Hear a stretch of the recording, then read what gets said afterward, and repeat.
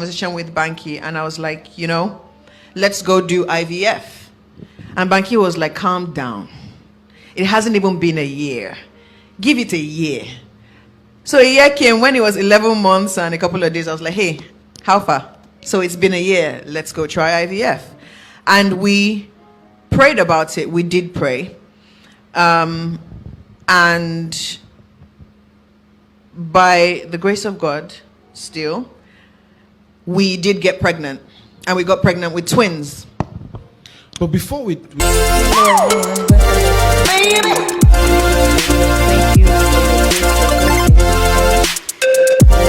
The reason why my problem is moving forward. Thank you, guys. And if today is your first time of coming across this channel, my name is Spunky Porsches. Please, if you have not yet subscribed, please hit the subscriber button and turn on the notification bell so that anytime I upload a new video, you will not miss it. Thank you. So there is this video I want you guys to watch. It's about a Nigerian actor. They are both couples. They share a great testimony so that maybe you can learn from it, and don't give up. Always hope on God and have faith. So they share their journey about their pregnancy and how they lost their twins and how they were being bullied in the internet too. So though now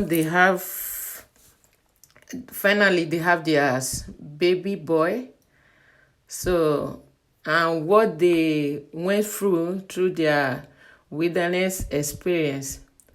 So guys, drop your comment in the comment section. Bye.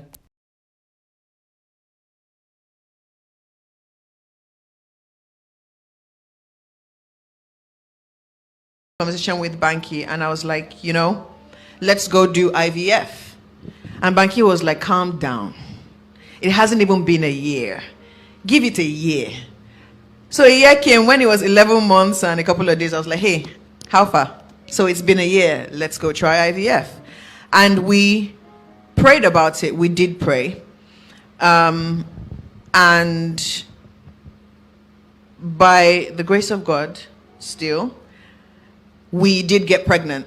And we got pregnant with twins. But before we touch on that, I want you, if I can ask you a question. Sure. So in that first year, talk to us about dealing with disappointment. Oh, right. Okay. Every month. Okay, so it was like a monthly disappointment. And anyone would tell you that when you want a child, even 1 month or 2 months seems like such a long time. Talk less of people that have waited for years and years. So it was constant disappointment, and trying to stay in the place of faith, and knowing that you serve a God that doesn't lie, and knowing that you serve a God that can do it, but for some reason he's just really kind of slow, in your opinion. And it was really, really tough. And I'm really grateful for Banky because he always called me back. And also dealing with pressure that you put on yourself, and dealing with pressure that is external. We got pregnant with our son after 2.5 years, and I can tell you that every single day of those 2.5 years, someone trolled me. Every day. I couldn't have an opinion without someone saying, go and born. I couldn't say anything without someone saying, get out, go and have a child, you are barren. You did something with your womb. I heard all sorts. And every single time I heard that, I just went back to God and I said, Father Lord, they know I serve you. So they are mocking you, not me. And I remember feeling like, I don't know why you're not coming through, because these people are watching. They know it's you I serve. I haven't done anything wrong. Why am I here? And I'd like to start off by saying that my mom's a pastor. She's at home right now watching Zaya. Thank you, Mommy. Thanks, Thank Mama. you, Jemima. And all those times, I'd see people come to her, people that were waiting on the fruit of the womb. And you could almost taste the agony. The agony was tangible. And I remember saying to myself, the Father, Lord, if there's anything in this life you're going to make me go through, please don't make me go through this. Because it just seemed so harrowing, and just such a sorrowful place to be. And the sorrow is like every single month is like I said, monthly sorrow. So yeah, that was really tough. Okay, and so we finally, at the end of the year, we said, Yeah. okay, we found a good place that had Yeah. a track record of success. Yeah. And we started the IVF process. Yes. So how was that? First of all, I'd like to give a huge shout out to every single woman that has gone through IVF. I know what you have gone through. I have veins in my hands that no longer work. They're so traumatized that you can't get blood out of them. IVF is a very, very tasking thing, emotionally, physically, on your body, mentally. It is very, very tough. But at the end of that we actually first have cycle, a picture. Do we have the picture? So And so it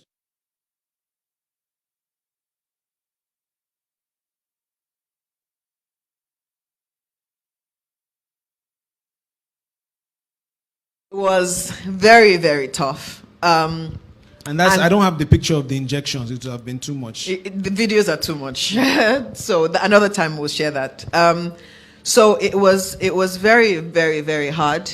And this is also, I'm going through this while going through every day hearing one rumor or the other, You're people barren. making things Your up, husband is impotent. people saying that I've You done, have done something to your womb. It was very hard, but And But God. the internet kind of gives people the opportunity to pass their pain on to others. Yeah. Because everybody's going through something. Yeah. And for some people, they want to project that pain onto you. And so when they see you happy or see you in a joyous mode, the next thing they want to do is make you feel the way that they feel. And I'd like to say that I'm coming out here to say all these things because I promised God that I would. And I know that our testimony is tied to the faith of so many people. So there's nothing anybody can do to make me shut up about the goodness of God. Come on. So, So we got pregnant. so we got pregnant, and we got pregnant with twins. And we had gone for the scans. We had seen the heartbeats. At this point, actually, very, very few people know when this happened. Every report that you have heard is a lie because nobody knew when it happened. And we saw the heartbeats. Everything was okay. And then during a routine checkup, we went back to the hospital to have a scan. And I just saw the doctor's face. You know when a doctor, I don't know how to explain it. When something is wrong, sometimes you can tell.